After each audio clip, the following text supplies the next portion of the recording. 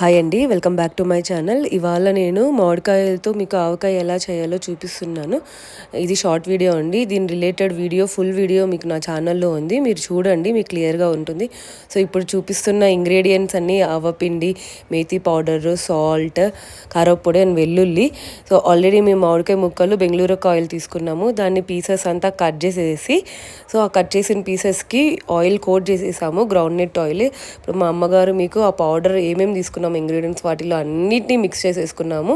Mix చేసుకున్న దాన్ని మామిడికాయ ముక్కలకి బాగా పట్టించేస్తున్నామండి. అయిపోయిన తర్వాత గ్రౌండ్ నట్ ఆయిల్ మెజర్ తీసుకున్నాము. ఆల్మోస్ట్ మేము తీసుకున్న క్వాంటిటీ 2 cups ఆఫ్ ఆయిల్ పడింది.